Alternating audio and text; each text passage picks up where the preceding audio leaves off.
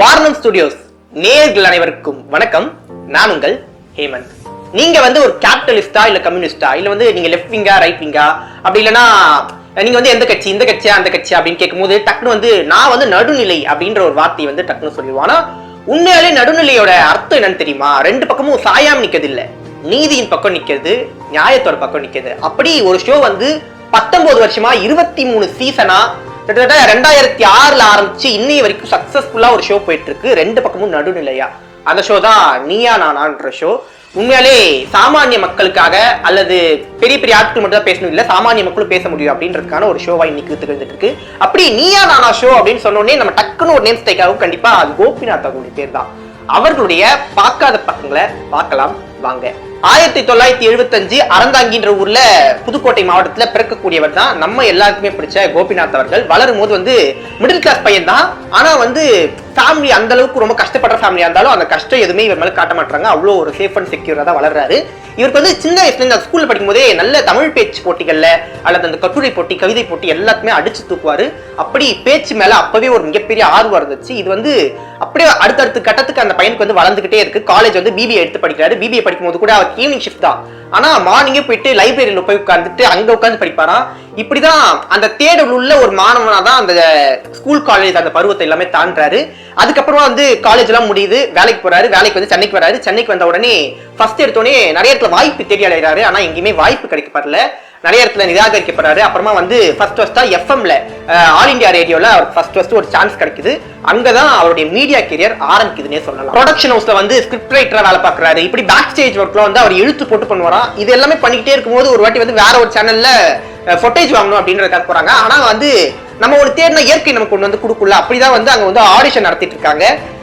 இவர் போலான்னு பாக்குறாரு. ஆனா ஒரு சின்ன ஒரு தயக்கம் அவருக்குள்ள இருந்துகிட்டே இருக்கு. அப்பதான் அவர் ஃப்ரெண்டு சங்கர் சொல்றாரு, நீ போய் ட்ரை பண்றா அப்படின்றாரு. எப்பவுமே நம்மளுடைய வெற்றி நம்மளுடைய வாய்ப்பு நம்ம பக்கத்திலே தான் இருக்கும். ஆனா அந்த தயக்கம் இருக்கு பாத்தீங்களா, அதனாலேயே பாதி வாய்ப்புகள் நம்ம கிட்ட இருந்து நகர்ந்து போயிடுது. ஆனா அந்த தயக்கத்தை எல்லாம் உடைச்சிட்டு போய் கேட்டோம்னா கண்டிப்பா அந்த வெற்றின்றது நம்ம கிட்ட வந்துடும் சொல்லுவாங்க. அப்படி தன்னோட தயக்கத்தை எல்லாம் உடைச்சிக்கிட்டு அந்த ப்ரொடியூசர் கிட்ட போயிட்டு, sir I am interested in anchoring அப்படின்ற மாதிரி சொல்றாரா. உடனே அன்னைக்கே ஸ்கிரீன் டெஸ்ட் பண்றாங்க.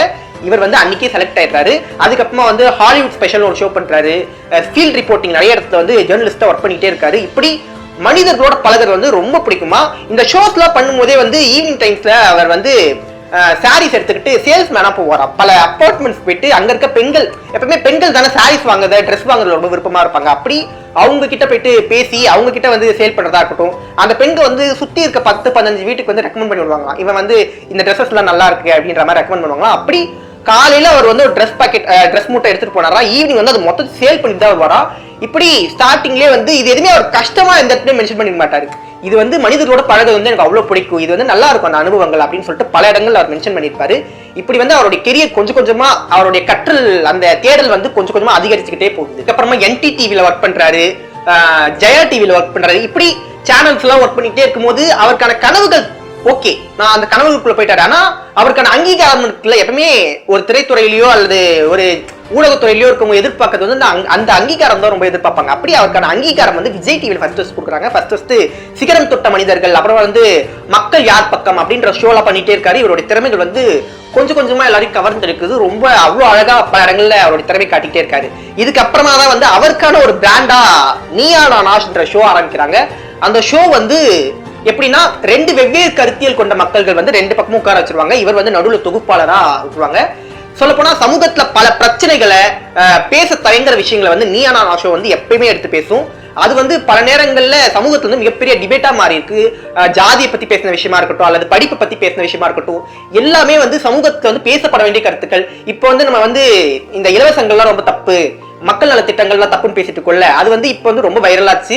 இல்ல அது ஏன் தப்புன்னு சொல்றீங்கன்னு சொல்லிட்டு கோபிநாத் பேசுறது இன்னைய வரைக்கும் ட்ரெண்டிங்கா போயிட்டு இருக்கு. இப்படி பல ட்ரெண்டிங் டாபிக் நீயா நானா கோபிநாத் அவ்வளவு அழகா ஹேண்டில் பண்ணிருப்பாரு. இன்னைக்கு அவர் ஒரு ஆர்ஜே விஜே அப்படின்ற இந்த ரெண்டு பக்கத்துல மட்டும் அவர் அடக்கவே முடியாது. இதை தாண்டி பல விஷயங்களை அவர் சாதிச்சிருக்காருன்னு சொல்லலாம். முக்கியமா ஒரு மோட்டிவேஷன் ஸ்பீக்கரா பல மாணவர்களுக்கு பள்ளிகள் கல்லூரிகள் அவர் கொடுத்த மோட்டிவேஷன் ஸ்பீச் எனக்கு அவ்வளவு பர்சனலா ரொம்ப இம்பாக்டா இருந்திருக்கு.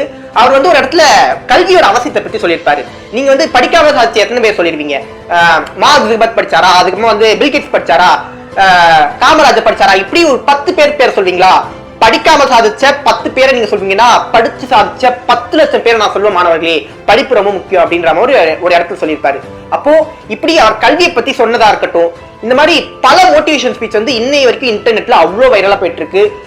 தோனியை பத்தி அவர் சொன்ன ஒரு ஸ்பீச்சா இருக்கட்டும், எல்லாமே வந்து எனக்கு பர்சனலா கரெக்டா இருக்கு. கண்டிப்பா ஒரு வாட்டி நீங்க பார்க்கலாம், நான் சஜஸ்ட் பண்ணுவேன். இதெல்லாமே தாண்டி அவர் எடுத்த பல இன்டர்வியூக்கள் கண்டிப்பா சொல்லியாகணும். நம்ம பார்த்து வியக்கக்கூடிய பல மனிதர்கள், சுஜாதா அவர்களா இருக்கட்டும், அல்லது எழுத்தாளர் ஜெயகாந்தன் அவர்கள், முன்னாள் முதலமைச்சர் கருணாநிதி அவர்கள், அதுக்கப்புறமா நம்ம தல அஜித் அவர்கள், இப்படி பல பேர் எடுத்த இன்டர்வியூஸ் வந்து ரொம்ப நல்லா இருக்கும்.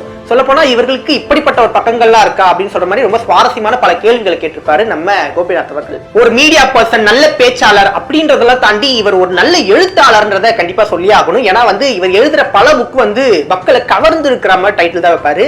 நேர்நேர்த்தியமா, மண்டபத்திரம், அதுக்கப்புறமா வந்து ப்ளீஸ் இந்த புக்கை வாங்காதீங்க அப்படின்ற புக்ஸ் எல்லாம் வந்து மிகப்பெரிய அளவில் பேசப்படுது. சொல்ல போனா ப்ளீஸ் இந்த புக்கை வாங்காதீங்க அப்படின்ற புக் வந்து அன்னைக்கு வந்து சேல்ஸ்ல வந்து மிகப்பெரிய ரெக்கார்ட்லாம் பிரேக் படிச்சுன்னு சொல்றாங்க. ஏன்னா வந்து ஒரு பாப்புலரான ஒரு ரைட்டர் வந்து ஒரு 1000 இருந்து ஒரு 3000 காப்பி வித்தாலே அது வந்து அன்னைக்கு பெரிய விஷயம். ஆனா வந்து இப்ப வரைக்குமே அது கோடிக்கணக்கான காப்பீஸ் வந்து இன்னை வரைக்கும் சேல் ஆயிருக்கு.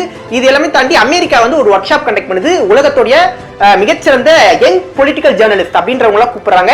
இந்தியாவுடைய சார்பா கோபிநாத் அவர்கள் போய் அதை ரெப்ரசென்ட் பண்றாரு. இது வந்து இந்தியாவுக்கே ஒரு பெருமையை கண்டிப்பா சொல்லி ஆகணும். இது எல்லாமே தாண்டி அவருடைய கஷ்டப்பட்ட காலங்களா இருக்கட்டும், இல்லைன்னா அந்த வாய்ப்பு தேடி அந்த காலமா இருக்கட்டும், எல்லாமே வந்து எனக்கு எதுவுமே ரொம்ப கஷ்டமா இல்லை. ஏன்னா எனக்கு ரொம்ப நான் பிடிச்ச வேலையை பண்ணிருக்கேன், அது ரொம்ப அழகான நினைவுகள், எனக்கு நல்ல அனுபவங்களை கொடுத்துருக்கு அப்படின்னு சொல்லிட்டு அவர் பல இடங்கள்ல மென்ஷன் பண்ணியிருப்பாரு. நம்ம இவர்கிட்ட இருந்து கத்துக்க வேண்டிய ஒரு விஷயம் இருக்குல்ல, ஒண்ணு வந்து முடிஞ்ச அளவுக்கு மனுஷங்களோட பழகுங்க. ஏன்னா அந்த மனிதர்களுடைய அனுபவம் இருக்குல்ல, அது ரொம்ப அழகான விஷயம். எந்த ஒரு பள்ளிக்கூடத்திலையும் கல்லூரிகளையும் கத்துக்க முடியாத ஒரு பாடத்தை வந்து கண்டிப்பா அந்த மனிதர்கள் நம்ம கத்துக் கொடுப்பாங்க அப்படின்னு சொல்லிட்டு சொல்லிருப்பாரு. இன்னொன்று வந்து முடிஞ்ச அளவுக்கு உங்களுக்கு ஒரு தயக்கம் இருந்துச்சுன்னா அதை உடச்சுக்கிட்டு வெல்லுவாங்க. ஏன்னா வாய்ப்புகளுடைய முதல் எதிரியே அந்த தயக்கம் தான். நம்ம அந்த அது எல்லாமே தாண்டி போய் கேட்டோம்னா கண்டிப்பா நமக்கான வெற்றி கிடைக்கும். மூணாவது விஷயம் வந்து முடிஞ்ச அளவுக்கு கற்றலும் தேடலும் தான் அந்த வெற்றிக்கு ரொம்ப முக்கியம். நீங்க ஒரு விஷயத்தை தேடி போயிட்டே இருந்தீங்கன்னா கண்டிப்பா அது உங்களை நோக்கி வரும். இந்த 3 விஷயம் கண்டிப்பா கோபிநாத் அவருடைய வாழ்க்கையில இருந்து நம்ம கண்டிப்பா கத்துக்கலாம். முடிஞ்ச அளவுக்கு இதை கதையா கேட்டு கடந்து போகாம அனுபவங்களா எடுத்துக்கிட்டு இது நல்ல விஷயம் தான் எடுத்துக்கோங்க. இந்த வீடியோ பிடிச்சிருந்தா மறக்காம லைக் பண்ணுங்க, ஷேர் பண்ணுங்க, மறக்காம வாரணம் ஸ்டுடியோஸை சப்ஸ்கிரைப் பண்ணுங்க.